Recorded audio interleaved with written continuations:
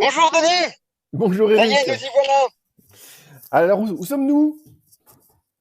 Eh bien, on est au sud de Lyon.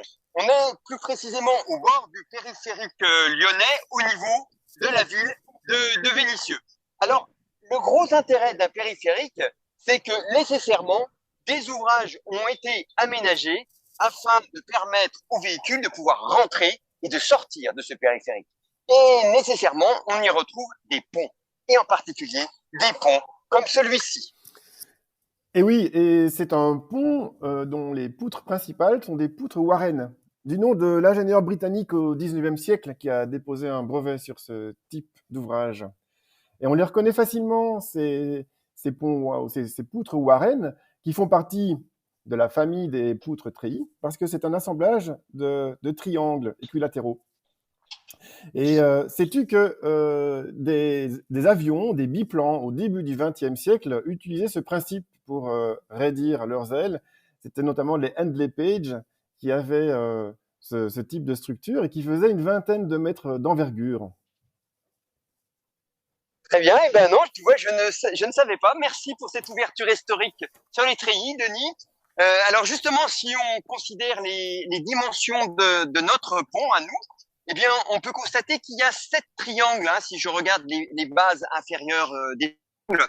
Et si on veut estimer la longueur de ce pont, on peut se fier à la longueur d'un véhicule qui passe sur ce pont, sachant qu'un véhicule standard, eh bien, est de l'ordre de 4 mètres. Et quand un véhicule passe, on se rend compte que globalement, malheureusement il n'y en a plus en ce moment, globalement la longueur d'un véhicule est égale à peu près à la longueur de cette base. Voilà, il y en a un qui passe, voilà, on se rend compte de cette égalité. Vu qu'un véhicule c'est à peu près un peu plus de 4 mètres de long en moyenne, eh bien on peut donc estimer la longueur de notre pont à de quelque chose de l'ordre de 28 à 30 mètres environ. Et en ce qui concerne la hauteur de notre pont, on voit que la hauteur est un tout petit peu, la hauteur d'un triangle est un tout petit peu plus grande que sa base. Si la base fait de l'ordre de 4 mètres à peu près, bien ça veut dire que probablement la hauteur de mon pont est de l'ordre de 5 mètres. Oui, et c'est cette hauteur qui va lui conférer à ce pont sa grande rigidité. On voit que c'est aussi très transparent, hein, c'est quasi constitué de vide, cette structure. La petite poutre qui Oui, se trouve au-dessus et qui est horizontale, on va l'appeler la membrure supérieure. Voilà. Merci Nico pour le zoom. Et elle a une petite sœur en bas qui est la membrure inférieure. Ce seront les semelles de notre poutre. Et ensuite, ces deux semelles sont reliées par des diagonales, par ces éléments qui forment ces triangles. Euh, voilà. oui, tout à fait. Alors, effectivement, tu notais la légèreté apparente de cette poutre. Il n'en demeure pas moins que quand les véhicules passent sur cette poutre, eh bien, on ne constate aucune déformation du pont en définitive. Et pourtant, comme tu le dis, il semble transparent, hein, on voit à travers, et il semble extrêmement léger et donc souple. Mais ce n'est qu'une apparence. D'ailleurs, un véhicule va passer dessus et on voit bien qu'il n'y a pas de déformation de ce pont, du moins de façon apparente, notable. Oui, on a affaire, si on continue la comparaison avec la poutre, à une espèce de très grande poutre avec, dont les diagonales dont on parlait tout à l'heure constituent l'âme de la poutre. Et donc c'est elle qui va reprendre l'effort tranchant. Et cet effort tranchant, il est maximum au niveau des appuis. Il est nul au milieu. Et on voit justement qu'au niveau des appuis, les diagonales ont été renforcées. Elles sont plus grosses qu'ailleurs parce qu'il faut reprendre un effort tangent plus grand et donc on a mis plus de matière. Exactement. Et si je continue sur l'analogie avec une poutre, mettons une poutre métallique en I, hein, tu parlais de membrure supérieure, de membrure inférieure, eh bien effectivement, ce sont ces membrures supérieures et inférieures qui vont reprendre le moment fléchissant que l'on va avoir dans notre poutre.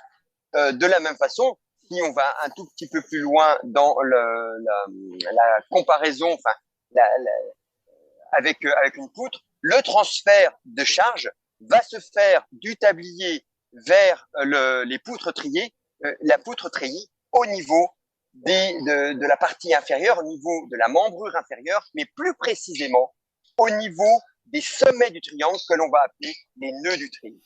Oui, ce que tu soulignes là est important parce que pour la modélisation et pour pouvoir aller plus loin après dans le calcul ou dans la compréhension, cet élément est un élément important. Mais est-ce qu'il y a d'autres structures autour de toi? Tu m'avais dit qu'il y avait peut-être des Des, grues des grues, aujourd'hui. Ouais. effectivement, on a la chance d'avoir à côté de nous ici des grues qui sont des éléments que l'on retrouve sur tous les chantiers de construction et qui sont, comme on peut le voir ici, extrêmement élancés, extrêmement fines et pourtant qui sont capables de porter, supporter, transporter des charges extrêmement lourdes. Eh bien, typiquement, ces grues sont constituées également de poutres treillis. Oui, ce qui est intéressant, c'est de voir qu'il y a beaucoup de transparence dans ces structures-là, et donc ces structures arrivent à optimiser la matière pour en utiliser le moins possible, mais être le plus rigide, le plus résistant possible. Maintenant, la question, c'est de savoir comment ça fonctionne, notamment avec notre poutre Warren ici. Quelle est la logique? Pourquoi c'est comme ça et comment ça tient? Tout à fait, je suis tout à fait d'accord avec toi, mais pour ce faire, il faut aller donc maintenant un tout petit peu plus loin dans la compréhension du fonctionnement de chacun de nos éléments de notre treillis, et en particulier de chacune des barres, les barres étant les côtés de notre triangle. Donc il faudrait voir comment fonctionnent ces barres, mais pour ce faire, il serait intéressant d'étudier non pas la poutre dans sa totalité, ça peut être un petit peu compliqué dans un premier temps, mais la même poutre réduite à sa plus simple expression, qui pourrait être évidemment celle où on aurait deux triangles uniquement reliés par la membrure supérieure. Et donc, il serait intéressant finalement d'étudier son fonctionnement à partir d'une maquette de cette poutre réduite. Et au fait, Denis, n'aurais-tu pas une maquette à nous proposer de ce type de poutre? Mais si, Eric, j'ai préparé une maquette. Et cette maquette, Merci. je l'ai réalisée avec des barres comme celle-ci. Alors, elles sont un peu particulières, ces barres. Elles peuvent s'allonger grâce à un élastique intérieur et elles peuvent aussi se comprimer. Voilà. Et donc, quand la barre s'allongera dans ma structure, je saurai qu'on a affaire à de l'attraction. Et quand elle se raccourcira, je saurai qu'on a affaire à de la compression. Donc, c'est avec cette barre que j'ai fait la maquette que l'on va voir tout de suite. La maquette de notre treillis Warren. Vous voyez que j'ai représenté chaque barre de l'élément simplifié. Chaque nœud sera un nœud rotulé entre chaque barre. On a un appui ici qui est fixé en X et en Y, mais qui peut tourner, donc un appui rotulé. Et on a un appui ici, à rouleau, qui peut rouler sur la tranche du livre. Alors, je vais représenter les efforts au nœud en passant par cet élastique.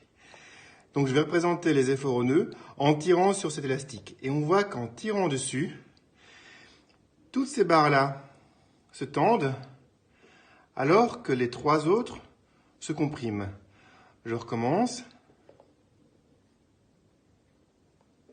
Voilà. Donc la membrure inférieure est tendue, la membrure supérieure est comprimée. Les deux diagonales dans ce sens-là sont comprimées et ces deux diagonales sont tendues. Donc, ce qu'on a vu sur la maquette, Eric, c'est que la membrure supérieure de notre pont est comprimée et que la membrure inférieure, elle est tendue.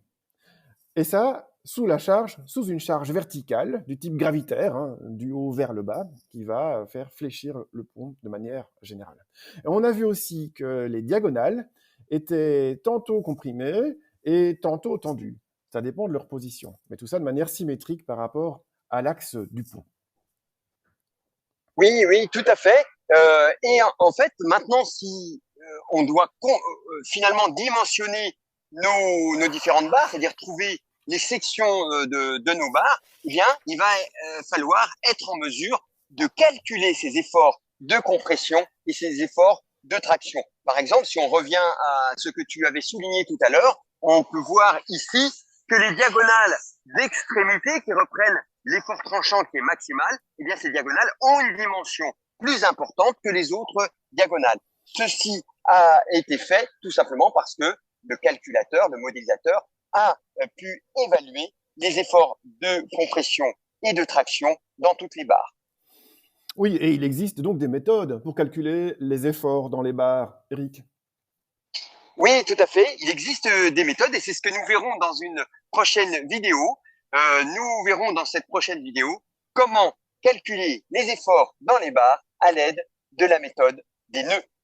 Ah ben super, génial. Je trouvais que c'était très clair. Je serais très heureux de refaire la prochaine vidéo avec toi, Eric, quand tu es prêt, quand tu veux. À bientôt. Eh bien, avec plaisir. Au revoir, Denis. À bientôt. Au revoir, Eric. Et merci, Nicolas.